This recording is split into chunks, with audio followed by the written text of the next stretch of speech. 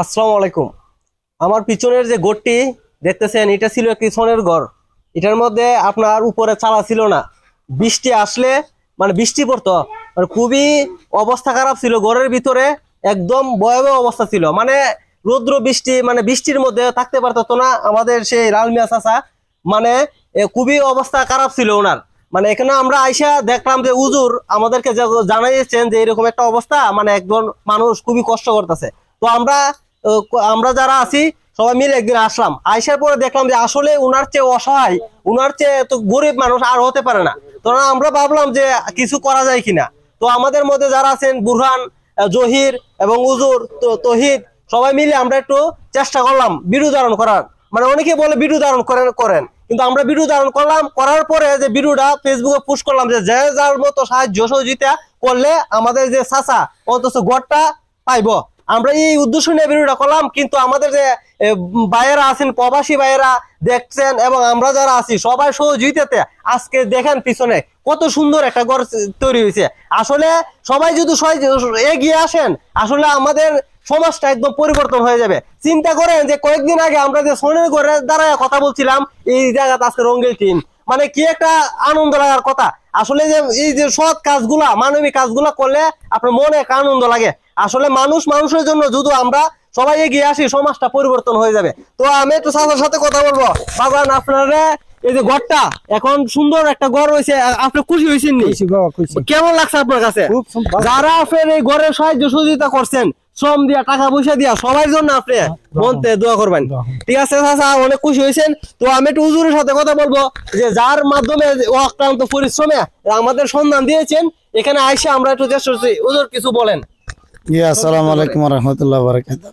আসলে আমার এই ভাইজানদের কাজগুলো আমার কাছে অনেক ভালো লাগে এবং তাদেরকে আমি অনেক পছন্দ করি। আর আমার অন্তর থেকে ওনাদের প্রতি আমার একটা আন্তরিকতা, এবং কি ওনাদের সাথে আমার আত্মার সাথে একটা সম্পর্ক হয়ে গেছে। তাদের কাজগুলা দেখে আমি ভাবতে পারি না যে এই অল্প দিনের ভিত্তিতে তারা যে পরিবর্তন করবো। আসলে বিষয়টা হলে কি, আমার এই বুরহান ভাই, আমার তহিদ ভাই, আমার শাহিন ভাই আছে, ভাইজার নাম জানি জাহাঙ্গীর ভাই, ওনাদের ভিডিওটা ওনারা ছাড়ার পরেও আমার প্রবাসী ভাই এবং দেশে যারা আছে তারা অনেক মহব্বত করে দেশের মানুষদেরকে। আসলে দেশের প্রতি মায়া থাকলে এমনটা হয়। তারা যে কাজগুলা করছে তাদেরকে আমরা স্যালুট জানাই। আর যে প্রবাসী ভাইরা যে মেহনত মজুরি করে যে টাকাগুলা দিছে, আসলে ভাইজান আপনারা এমন জায়গায় টাকা দিচ্ছেন যে মানুষটার বর্ষ ছিল না, যে মানুষটার থাকার জায়গা ছিল না, মাথা লুকাইবার জায়গা ছিল না, আজকে এই মানুষটার পাশে নিয়ে আমার ভাই যারা দাঁড়াইছে, আমরা প্রত্যেকেই প্রবাসী ভাইদের জন্য দোয়া করি, এবং যারা দেশের দিকে যারা দান করছেন তাদের জন্য আমরা দোয়া করি মানবিক কাজের জন্য, উৎসাহী করার জন্য। অসংখ্য ধন্যবাদ। আসলে দেখেন যে গড়টা আসলে একটা শান্তি লাগে, যে গড়টা সবাই মিলে পরিশ্রম করে একটি গড় নির্মাণ করছে, ভালো লাগে। তো যে আমরা যে প্রথম আসার পরই এখানে যে ঘরে যে উপরে ছালার অবস্থা দেখে, ঘরের বাজে অবস্থা দেখে তহিদ, মানে এখানে ঘরটা দেখে তহিদ প্রথম সিদ্ধান্ত নিল, যে বলে দিল আমি 2 বান 3 দিব তহিদের পক্ষ থেকে। তহিদ মানে বলবো, মানে কেমন লাগছে এখন ঘরটা তো সুন্দর হয়েছে সবাই মিল্লা? আসলে ধন্যবাদ জাহাঙ্গীরকে, যে এই ঘরটা প্রথম অবস্থায় দেখলাম যে একটা সনের ঘর ছিল, যেটাকে উপরে কিন্তু পলিথিন আকারে ছিল, উপরে কিছু ছিল না, পলিথিন দিয়ে রৌদ্র বৃষ্টির ঝড়ে তুফানে খুবই খারাপ অবস্থা, ভিতরে বৃষ্টি পড়তো। তখন এই ঘরটা দেখা অনেক, মানে যে উনি লাল মিয়া ভাই উনি কিভাবে থাকে এই ঘরে, এটা আমরা চিন্তা করছিলাম। কিন্তু পরে দেখলাম যে অনেক এই যে শিয়ালুরি গ্রামের ভিতরে, এটা অনেক অনেক ভিতরে আসতে হয়েছে আমাদের। ভিতরে আসার পরে দেখলাম যে এখানে উনি যে থাকতেছে, এটা খোঁজখবর কেউই আমরা জানি না। যে আমাদের ইমাম সাহেব হুজুরে একটা তথ্য দিচ্ছেন, তথ্যের মাধ্যমে একটা ভিডিও পাঠাইছেন এই ঘরের, ভিডিওটির মাধ্যমে আমরা এখানে আসছি, এবং আইসা সেটা দেখলাম যে এই ঘরটা তৈরি করে দেওয়া উচিত। তখন আমি বুরহান, জহির, আমরা যারা আছি, আমরা কিছু সবাই মিলে উদ্যোগ নিলাম যে এই ঘরটা ইনশাল্লাহ করে দিব, যতটুকু লাগে আমরা ইনশাল্লাহ দিব। এবং বিদেশ এবং দেশ এবং বিদেশ প্রবাসের থেকেও শুনলাম অনেক অনেক সহযোগিতা মানুষ করছে, সবার সহযোগিতা, যে এই ঘরটি ইনশাল্লাহ হয়ে গেছে। আসলে যে 10 মিলে করি কাজ, হারি জিতে নাইলা, যে 10 জন মিল্লা সবাই মিল্লা যদি পরিশ্রম করে এবং সবাই মিল্লা যদি অনুদান দেয়, তাহলে একটা যে অসহায় বাবার একটা ঘর তৈরি করা যায়। এটাই আজকে এই ঘরের সামনে দাঁড়িয়ে এটাই বাস্তব প্রমাণ পেলাম। ধন্যবাদ জাহাঙ্গীরকে। ধন্যবাদ। আসলে আমরা এর আগে আমরা এই যে মাধবপুর থানায় মানে সাজি বাজারে গেছিলাম, আর এখন দাঁড়িয়ে আছি আমরা এই ধর্মগড় এই শিয়ারুলি গ্রামে আসছি, মানে এটা মাধবপুর থানার একদম শেষ প্রান্তে, এরপরে বিজয়নগর উপজেলা শুরু।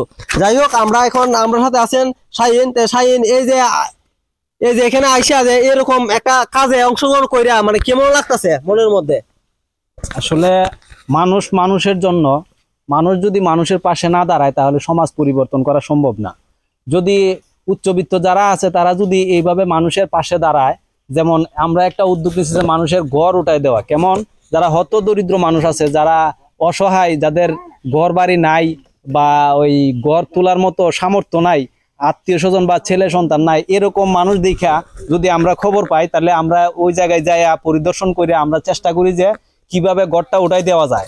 এমনকি সম্পূর্ণ টাকা যে আমরা দিই তা না, মানুষ আমাদেরকে সহযোগিতা করে, কারণ আমাদের ভিডিওটি যখন মানুষের কাছে পৌঁছায়, মানুষ যখন ভিডিওটি শেয়ার দেয় তখন কিন্তু অনেকেই উৎসাহিত হয় মানুষকে দেওয়ার জন্য। তাই এইভাবে যেন আমরা যেন ধারাবাহিকতা বজায় রাখতে পারি, সবাই আমাদের জন্য দোয়া রাখবেন আর ভিডিওটি শেয়ার করবেন, সবাইকে ছড়িয়ে দিবেন। আর যাদের এলাকায় এরকম ভাঙা ঘর বাড়ি আছে বা ঘর উঠাইতে পারতেছে না, এরকম নিউজ থাকলে আমাদের সাথে যোগাযোগ করবেন কমেন্টের মাধ্যমে। ধন্যবাদ, অসংখ্য ধন্যবাদ। আসলে আমরা আসলে সফল যে আমাদের চাচার মুখে আমরা হাসি ফুটাইতে পারছি। আসলে এটা হচ্ছে অনেক কিছু। আপনি যদি অন্তত একটি মানুষের মুখে যদি হাসি ফুটাইতে পারেন, এটাই মনে হবে আপনার সার্থকতা, এটাই মনে হবে আপনার ভালোবাসা। তো ভালো থাকবেন, সেই পর্যন্ত আল্লাহ হাফেজ।